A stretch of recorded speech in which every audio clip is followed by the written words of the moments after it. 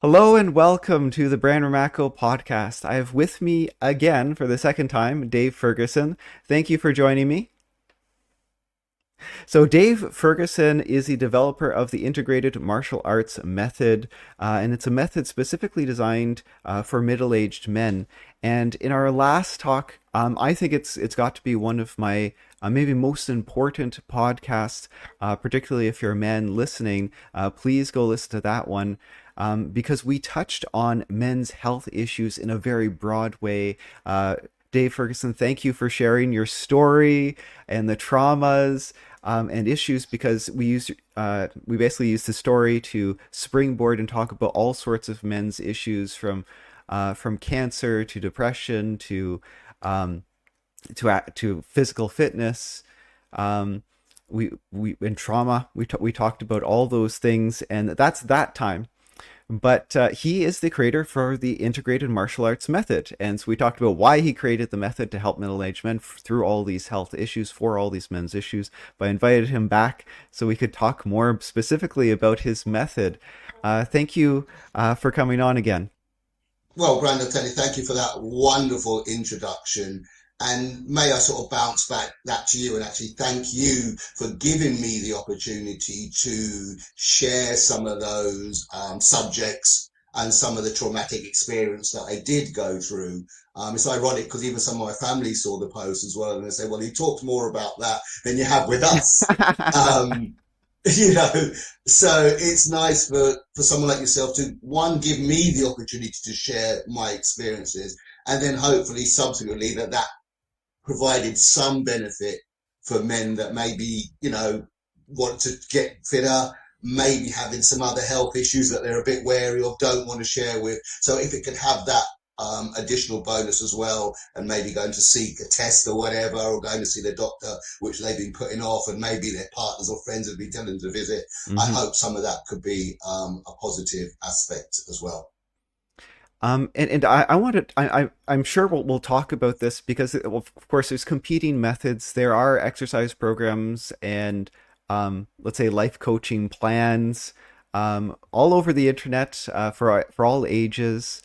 Um, and boy, I've had as a health professional, I get a ton of people in their 40s often jump into exercise classes and then they end up the next day in my office tearing ligaments, tearing tendons, because they jump into the class meant for 20-year-olds or or keeping pace with the instructor. The instructor, sometimes it's even just yoga. The instructor has been doing yoga multiple times a day, every day. You haven't moved in 10 years.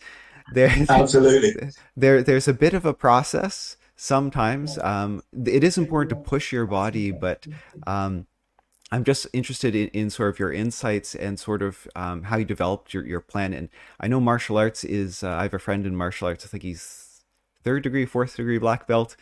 Uh, so he's still working at it, he's still teaching.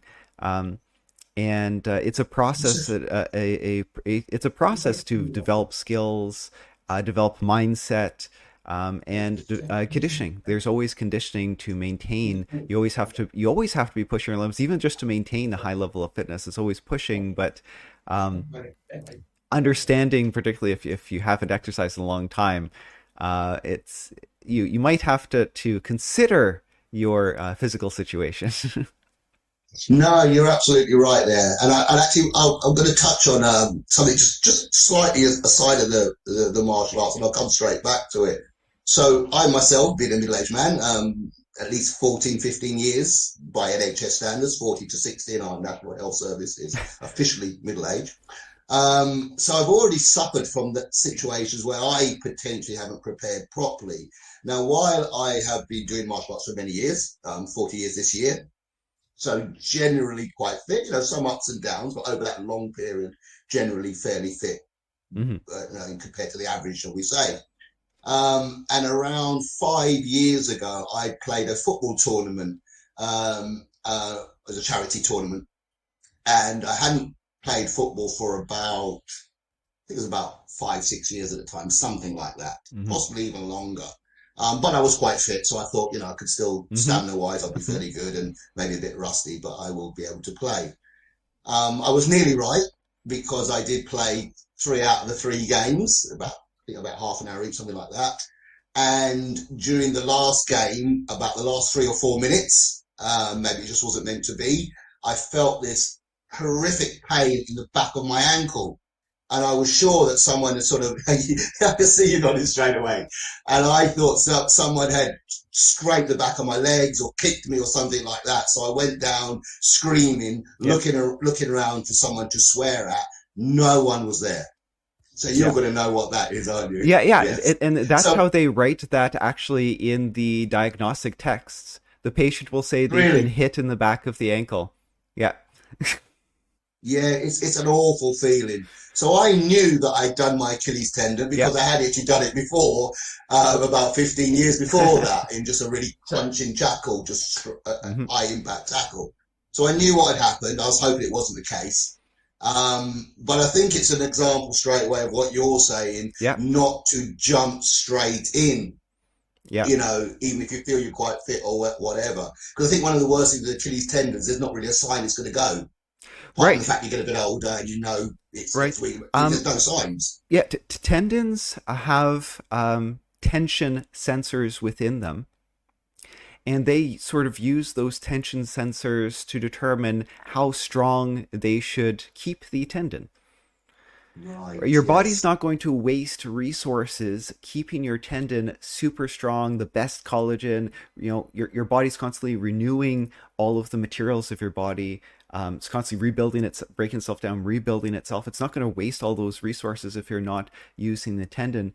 In fact, a lot of people who are sort of don't use tendons often enough get something called tendinosis. Yes. Sometimes this is misdiagnosed as chronic tendonitis. There's really no such thing as chronic tendonitis. Tendinosis is the correct diagnosis because it's a degenerative condition caused by Yes. an imbalance, either a lack of use and or your body's upkeep sort of being lazy. Let's say you've started to use the tendon more, but your body's still used to sort of not maintaining it. So your Yes, body I should be understand. able to maintain it, but it's not. So it's the person starting to play tennis again, or just playing a little bit too much tennis, um, and they're like so it can be more of repetitive use that the body's upkeep just isn't enough for what you're doing. That isn't to say that Hmm. you have to avoid playing tennis forever. It means you might have to jumpstart the healing process or the renewing process again through either really triggering those attention sensors. As you went through in rehab, one of the rehab exercises standard across the world for tendon rehab is once the tendon has repaired, is to strengthen it, is to use it. And often, so you Yes. do calf raises, and the patient is told Yeah. to actually do them up to sometimes a 3 out of 10, sometimes a 4 out of 10, depends on who your physiotherapist is. But you actually do them into pain. You do it after about 3 to 4 weeks after it's had time to heal. Maybe 2 to 4 weeks you can start. So it's mostly healed, but and then you start testing out those fibers. And at first Mm. the patch is all random. Then the body goes in and breaks down all the random fibers and makes nice strong ones afterwards. Um, I advise people around the world, if you think you might have a weakened tendon, if you know a clinic that offers musculoskeletal ultrasound, I'm a musculoskeletal sonographer, so that this is my specialty. Except it's a rare specialty that's not really taught at sonography schools. It's not it's a specialty that they have to go above and beyond to learn, and physicians have to get additional training to learn. But a weakened sickly tendon is swollen and dark on ultrasound. It really comes across being like, okay, yeah, maybe instead of jumping Oh, right, straight into interesting. exercise, let's strengthen these tendons first. Of course, you can go straight into strengthening tendons beyond. So how do you strengthen tendons? It's high weight, um, but you don't have necessarily have to do a ton of reps because you're not working out your muscle, you're working out your tendon. So you can do it in a very controlled way. You can do it against a wall, depending on what muscle you wanted to do. You can do it I'm against the glad you said that. floor. Yeah, I was glad you said that because that's pretty much where I was at. Um, because what I done recently, I organised a new tournament, brought together all the old school sort of players. I say old school, my old school, at least 40 plus. Mhm. And it was a memorial on behalf of a friend of mine who used to be our Mm. captain in the football team, and he passed away earlier this year with a brain tumour. So when I was getting everyone together for this tournament, I made sure that we all got together. I researched the main injuries, including Achilles tendons, that middle-aged men are likely to suffer. So it's along the Achilles tendon, hamstrings, groin strains. What's the other one? I think it was knee problems Oh as yeah, knee well, problems particularly are those who've common. already got knee problems. Yeah. Yeah. So I made sure that we all got together several weeks, up to 6 weeks. Not everyone turned up, but most people did. Up to 6 weeks, we started to do these sets of exercises, hardly doing any football stuff, Hmm. but these particular areas just to reduce the risk of injuries when we got to the tournament. Hmm. So I tried to make sure we did that. We learned that. And then on the tournament, the day, we had 3 teams, hundreds of supporters as well, which was brilliant. And there was one injury. And bear in mind, the average age was, I think, 46 or something Yeah, like that. that's So over the fantastic. three games, one injury. And I was really happy with that. So that's one of the kind of adaptations I just wanted to highlight. And if I get more specific with the IMA program Hmm. itself, like we've already touched on, when we get to middle age, there are certain risk increases. We talked about the Achilles tendon, um, the other things like, brain volume decreasing naturally, I have that in on us my in late list of things to 30s. talk about, but I didn't want to do all the talking. I'll get to my points. No worries. The increased risk of heart episodes, the muscle loss is sarcopenia, is it, Yep, Brandon? sarcopenia. Muscle loss Yep. around 1 or 2% over around after 40s as well. So it's about being aware of the different needs for me. So I had a couple of early clients, one who had angular spondylitis and another who was a long-term recoverer from stroke. Hmm. Can't remember the exact type. I should, but I can't remember the exact type. So for both of them, I designed a chair-based routine for them. Hmm. And I thought that was going to be probably a one-off or a two-off in this case. But what I've found since the more customers I've had, the more clients I've had, not only people with back conditions, people who recovered from various illnesses and operations, other clients that generally are just very large, Hmm. probably in the obese range, Hmm. or haven't exercised for many, many years, Hmm. 5, 10 and Hmm. upwards, they really benefit from the chair exercise routines. It's Hmm. actually become quite popular, Yeah, actually, yeah. surprisingly. Well, I'm sure they feel safer starting that way, and sometimes it's a big confidence Yeah, issue. yes, a lot. Yeah, absolutely. Completely some of the people recovering from illnesses who've got a lot of that confidence. And similar maybe with some of the larger males Hmm. that I work with. They've really lost that confidence. They see me jumping around in the sky and doing all this sort of stuff. I think that's completely ridiculous. I'll never be able to do that as long as I live. Um, and this kind of early mild type exercises seems to be quite benefit. So you're probably talking actually now around about 10% of my clients will start off with chair-based exercises. I was talking to someone else who does coaching of some sort. I actually forget what type of coaching he does, but I think health and wellness coaching. And he says, I think his wording was, I start with pathetically, embarrassingly easy goals because it's getting started that these people often have put up this wall. Oh, if I start exercising, I don't have time for that. That's an hour a day every day, and then I have to change my diet. I'm going to have to get protein. I'm going to have to do this. I'm going to have to do that. Whoa, whoa, whoa, whoa, whoa, whoa. You can start with pathetically, embarrassingly easy goals, just to prove to yourself that you could do, like, what's something that's achievable. And he starts people, how about you walk to the end of your driveway and back? Yeah. Some people are like, oh, that's too easy. I can do that. But have you done that? Well, no, I just walked to my car. There's no reason for me to go to the end of the driveway. Okay, well, so that's something that you have to do. It's an activity. It's out of your normal. Let's make that the first goal. And and so I when I hear you're getting people are very receptive to the chair exercises. I'm also hearing that's a reasonable goal to them. That's like, yeah, you know what? Maybe jumping around, I can't do that, but I can sit in a chair. I could do Yeah, that. absolutely. Yeah. And I mean, sticking with the chair metaphor for a second, I've had clients in the range of like sort of early 40s who want to get back into high level combat and they want to get, muscular and fast and quick and learn techniques and all that. That's absolutely fine. But at the opposite scale, I've had, well, at least one client who just wanted to get off the chair without feeling like he's 1,000 years old, Hmm. clicking and creaking and having to get up at these weird angles just to get up. Hmm. And that was pretty much his goal, just to get off the chair without feeling absolutely terrible. And I thought, yeah, I could do that. It's not Yeah, very hard, yeah. but it was a massive thing for him. And what's great about what you're doing with the custom programs and listening to clients is you'd imagine with physiotherapists and physiotherapists in the States, it's a doctorate program, a doctor of physical therapy.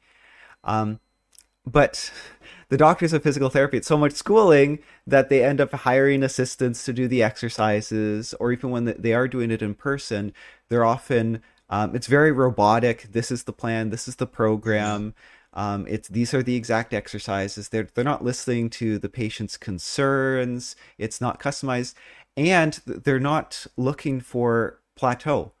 I'm sure you listen and are updating that.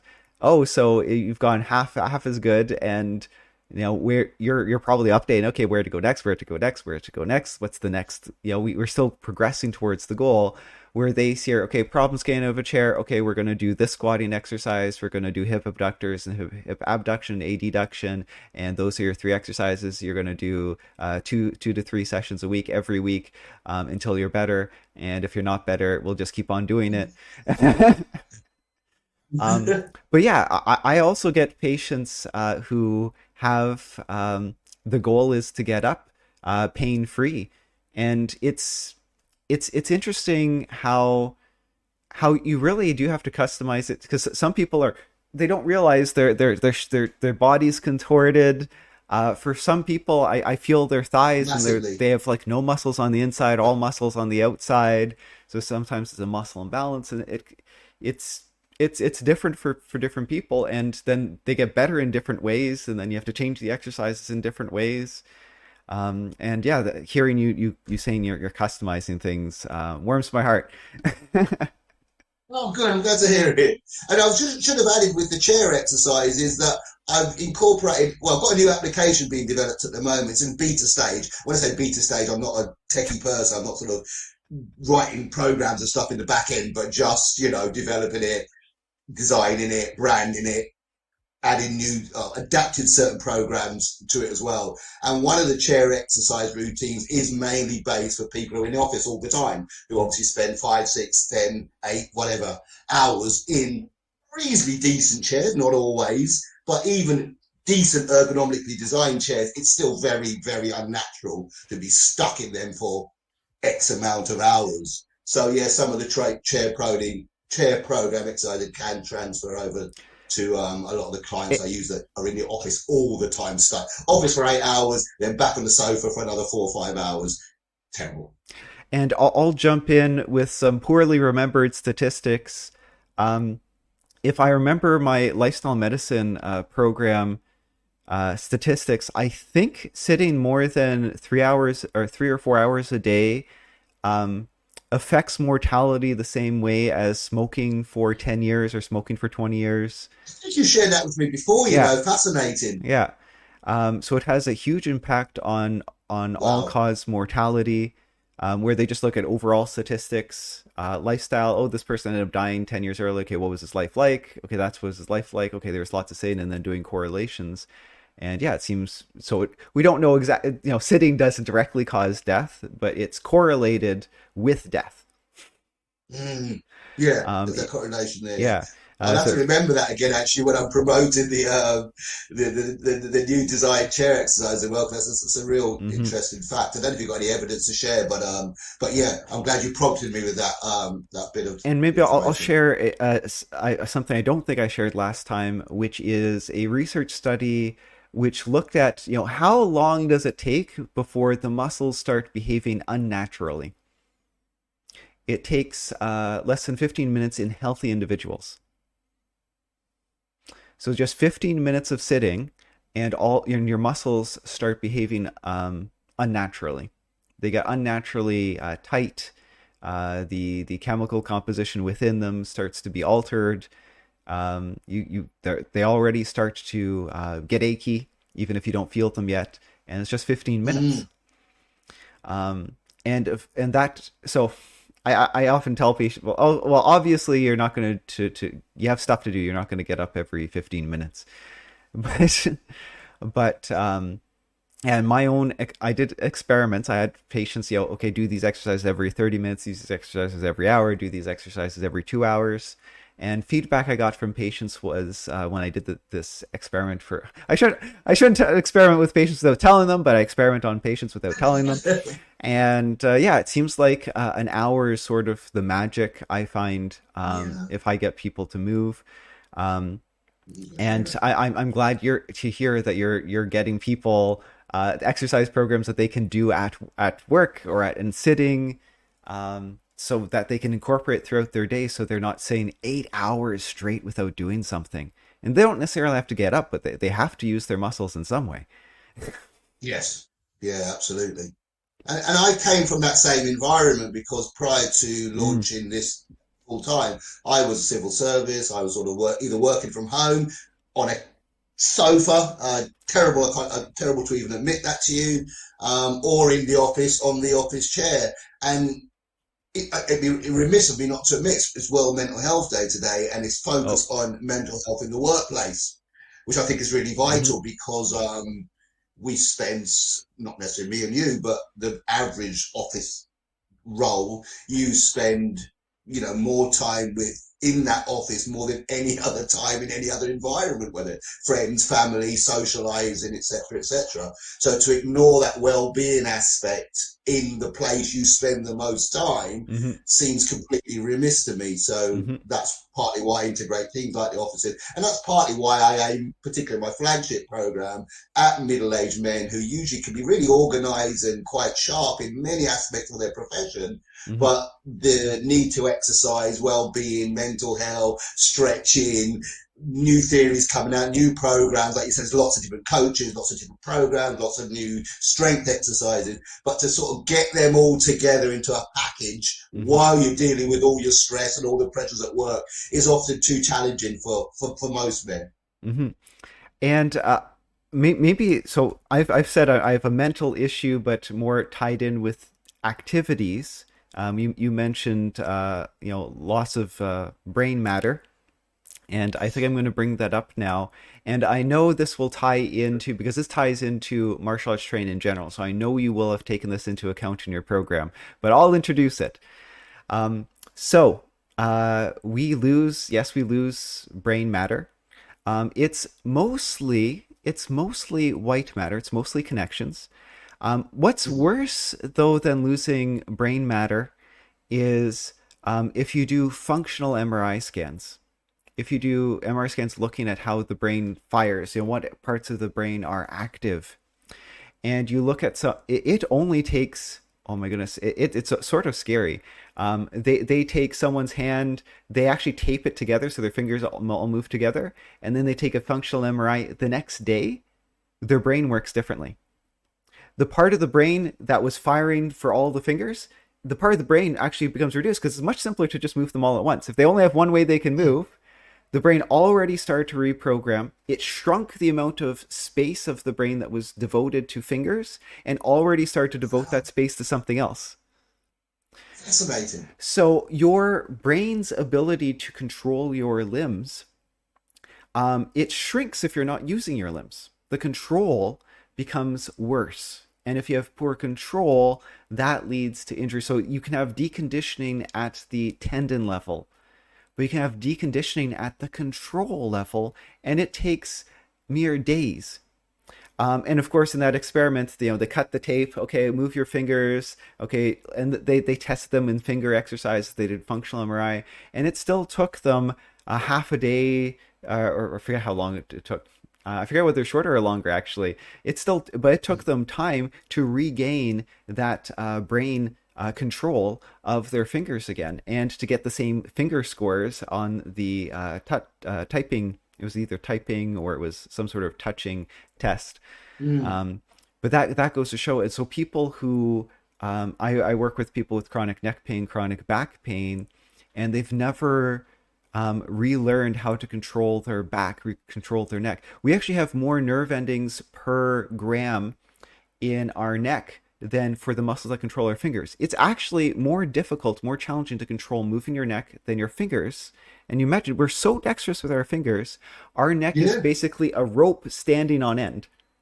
And we have about 70 muscles from here to here, segmental muscles controlling the different segments. Each segment has like four muscles per side, 4 or 5 muscles per side, and then you have 7 segments. So you have about 70 muscles, all that need to be coordinated. And yeah, you go through a period where you're like this, sometime in your 30s, and then ever since then, oh, I threw out my neck again, or oh, I threw out my Yes, back again. yeah, I've heard that a few times. Yes, Yeah, a warm rush of warmth sort of thing. yeah.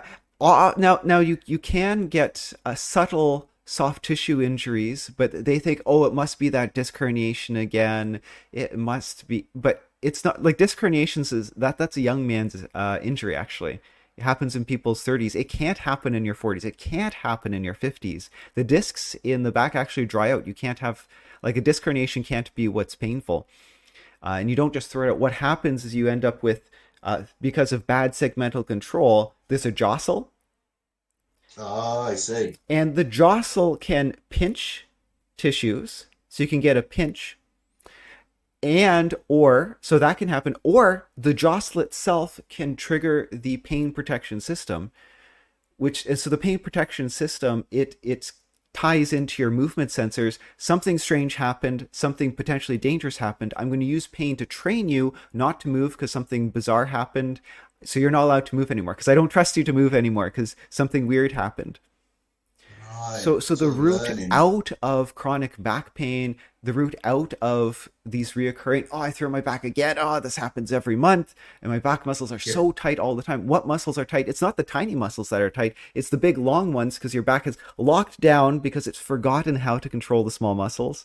So the route out of chronic back pain, the route out of um, chronic neck pain, the route towards less injuries and less pain in the shoulder, less injuries in the hips. It's all neuromuscular reeducation. And although Right, you interesting. can't regain gray matter, but you can regain white matter, which is the connections of the brain, and you can regain the functional MRI scans, the function of the brain. You can regain. It takes time. It's honestly with some of these people, it's like relearning to walk, relearning how to do stairs, breaking down things painfully slowly. It's like, okay, let's practice stairs. They just jump up the stairs. No, no, no, not like that. No, No, no, no.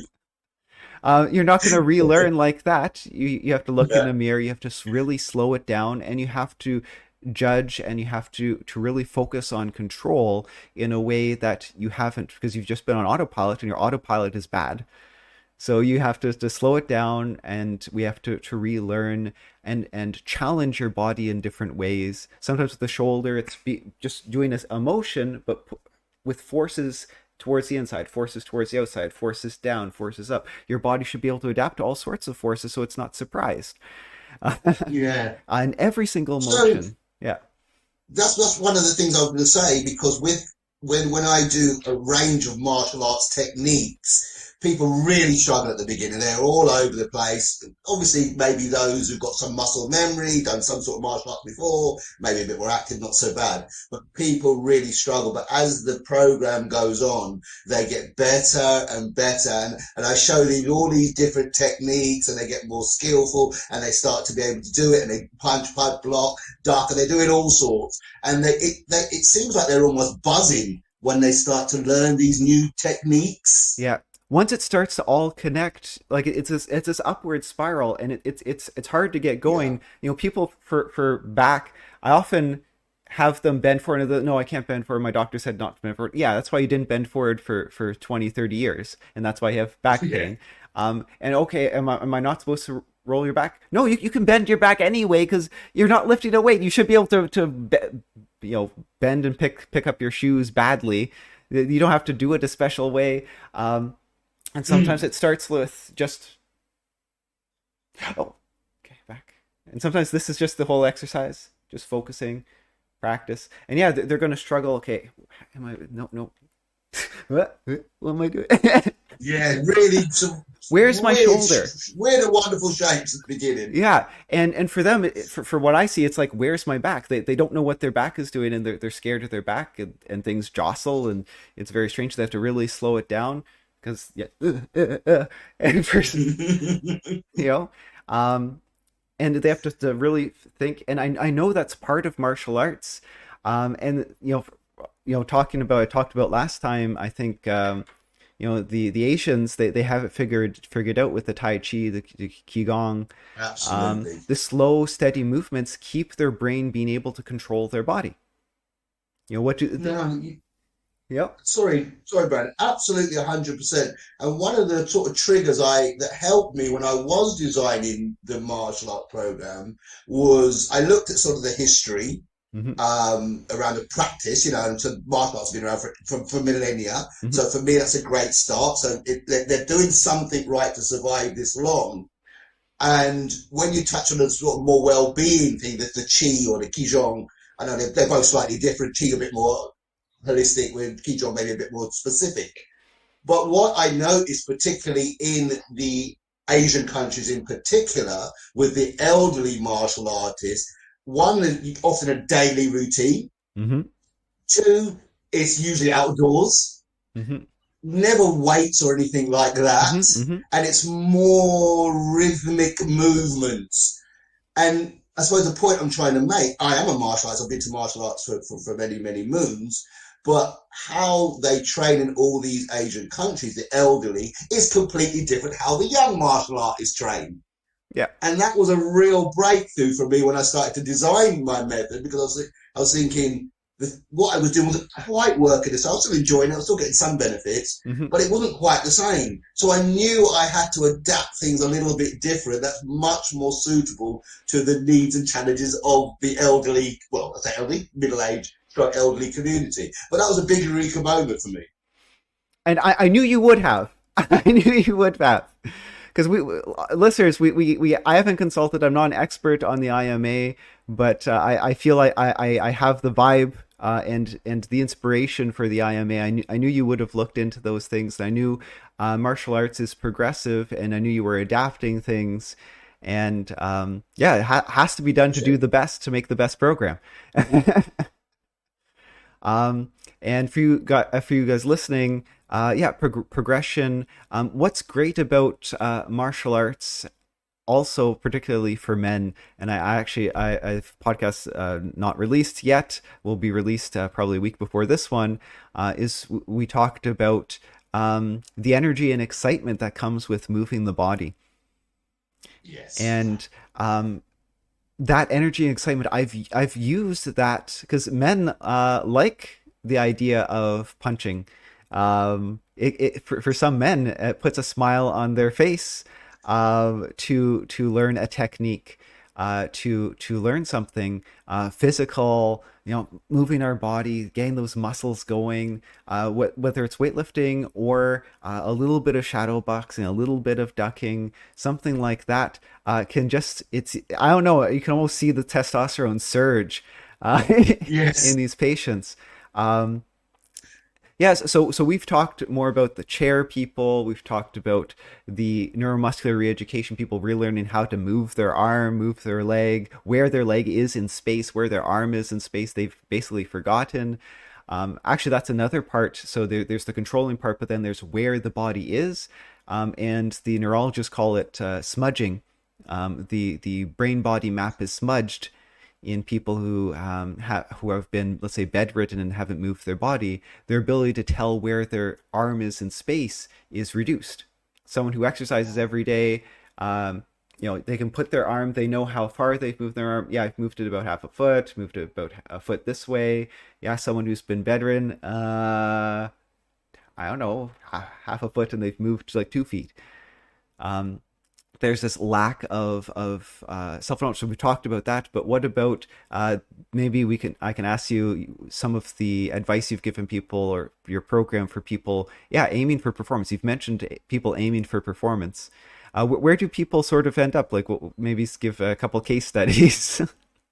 Yeah, I mean, it's often, even though I believe my assessment is very thorough. I follow up with questionnaires, surveys, etc., always before they start. So I always think I've got most of the evidence. For whatever reason, you don't always quite get everything. Hmm. There's a couple of examples there in the sense of sometimes people are so desperate to start, which is great, but they just don't tell you really important things Yeah. and sometimes end up crashing a little bit. So that could be a bit of a disaster. Then you have to often have to temper down. And what I do find is the sort of standard goals, if you like, around, just wanted to be a bit bigger, stronger, bigger chest, six pack, biceps, all the kind of basic stuff. That usually fades away, Hmm. usually throughout the program. And the priorities seem to shift, or the benefits seem to shift. And that's not to say for a second that they can't or won't achieve some of their aims, Hmm. but they seem to get more enjoyment from other things, really. So it could be things like, someone wants to, let's say lose a bit of belly fat because they're going on holiday or something like that, and they don't feel particularly great about that. But then after about 4 or 5 weeks, that becomes less prominent. And they're just absolutely amazed that they're sleeping better. And that better sleep makes them get up in the morning a little bit more positive. And Hmm. all of a sudden, they're not arguing with the first guy, not always guys, but let's say guy in this case, the first guy they meet on the road who cuts them up. So the bonuses and benefits are often quite unforeseen. Maybe a more practical example was a guy who lives in my county called Robert, and he is an ex-karate Shotokan karate man, Hmm. and this was just post sort of COVID really, and he'd put on a little bit of weight, he's got sort of some poor nutritional habits, he wanted to get back into a bit of martial arts and just a general bit of fitness. So he really loved the technical stuff because he had a bit of muscle memory there. Hmm. He was a little bit prejudiced around the kind of association with the stand down, the ground techniques, because that's kind of a bit of a martial arts thing. I used to do a lot of stand up techniques, and I was a little prejudiced to ground based Hmm. techniques till I realized that they worked and every one of them had a place. Hmm. Hmm. And as fit as strong as I was, when I first did my first ground martial art technique, it found I was using completely different muscles I'd never used, or certainly hadn't used for many decades, as fit as strong as I thought I was. So evidence is the key here. Hmm. They are all brilliant and they all have their unique place. So he recognized that eventually. But for him, he did again lose the weight, which was fantastic. But his goals in the end completely changed. And by the time he'd finished my main 12-week rejuvenation program, 2 weeks later, so 14 weeks after he started, he was running a half marathon for his favorite charity. He never ran a marathon before. He never particularly wanted to. The more fitter and stronger he got, that became an aim. It made him feel absolutely brilliant. He won his first 13 miles, 30 miles straight Hmm. marathon, collected something like £700 on behalf of his homeless charity, and he was absolutely buzzing. And he hardly ever talked about the losing the weight around the stomach, which he did anyway. Hmm. But that was like became like the sort of fifth most important thing. This charity run, proving himself wrong, feeling really good, collecting money on behalf of the charity, people kind of looking up to him as well. They were the kind of successful prompts by the end of the program. and I'm very happy with where that answer went. That's what I was hoping for, because you're right. It's although it's actually surprising they've done studies of people 60s 70s. What happens if we put them on a high protein and heavy weightlifting? It's actually surprising. They can build big biceps, but that's not where the benefits of staying active are in middle age and advanced age. And but once people start down the path of exercising again, then the benefits of the sleep, then the benefits of the improved mood, the higher testosterone, the romance sometimes comes back too. Yes, yes, yeah, absolutely, yes, yes. The Few guys have got confidence. a little twinkle in their eye that they maybe didn't have at the beginning. Yeah, yeah. And so all those benefits are the things that they cherish. And they sometimes stick with the exercise program just to keep with those benefits because that's what's oh, and sometimes it's self-perpetuating. They don't need to stick to a regime, a strict regime, because they've replaced some of it with activities.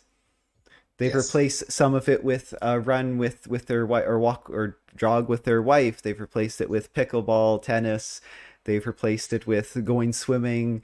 They've replaced it with social activities, which is so great that it goes beyond either my exercise program for them or your exercise program for them. No, Uh, absolutely. and I think that's our goal for our clients is for them to get better. Absolutely. So I'm great with your answer. Absolutely. Um, Yeah, and for me as well, even from a personal perspective, I won't take too long with this one, Brandon, but I left the civil service, I think I mentioned earlier on, around 6 months ago now. And I had a bit of an up and down career, sort of the peak, sort of being recognised at sort of national level for my work and national TV, very brief slot. Not I wasn't the major star, anything like that. There's a series on police women in the criminal justice system, and I was part of that in my probation role. So lots of ups and downs. And prior to kind of the COVID period, prior to developing my method, I was going through more of a down period. I had some problems with managers and these type of things. I just wasn't enjoying things. Every journey in the morning was absolute torture. You're going into an environment that you're not happy with, you're not comfortable with, you've lost a bit of confidence. And one of the proudest things for me, I thought when I left, I would leave under a cloud, a massive argument, slamming doors, running away, can't take it anymore. But partly through my method and reflection and doing some of the work around the well-being mhm. and understanding myself a bit more self-actualization, I left absolutely in a positive way. I was doing my job better than I had done for many, many years, working less and far, far less stress. So for me personally, that was partly an endorsement of what I was doing, but really important to me that I didn't leave under a cloud after 20 years and I left in a real positive way. And probably not surprising to you, Brandon, everyone noticed. Your friends noticed, your close friend, your enemies, previous managers, whoever, they all noticed you were completely different. And that was a real, certainly a personal benefit for me. And obviously it's great for others to see that as well. But yeah, that was amazing for me, a real personal victory. So you tied it back into the mental aspect, which I thought was wonderful. And if you want to hear more, listeners, there's our last podcast. And of course, I'll put a link to the IMA website, to Dave Ferguson's website. Thank you so much for joining me. Do you have any closing statements? I think that last one was pretty good, though. Yeah, well, just thanks again for the invite. This is one of the few shows that I actually seem to learn as much as I share, really, Brandon. So, which is always fascinating because I'm a learning type person. Particularly when we start touching on neurology, I get very excited. So, yeah, please share the link to the website. Lots of free resources there, guys. I think that's the first thing. You don't even need to sign your name or anything like that. So there's lots of free stuff there to get you going around things like brain health. And what I'd like to do today, particularly with the mental health day aspect as Mm. well, I would like to share. I've got 15 spots in total, but I've got to share that across. various platforms. But I'm happy to offer up 3 places for my new application beta program. So if you're interested in that, I'll send you the separate link for that, Brandon. First 3, that's as much as I can share at this stage. I'll do the same thing again in about 6 months' time, but for now, that's what I've got. But yeah, 3 spots there for my new application. If you're interested, just reply beta app or something like that, and or Brandon or anything like that, and I know who you are, and we could go from there with that. So look forward to hearing anyone who's Thank interested in you, that. and that's generous of you. And I'll thank you on behalf of my audience. And thank you again for joining me. No, you're absolutely welcome, Brandon. Thank you.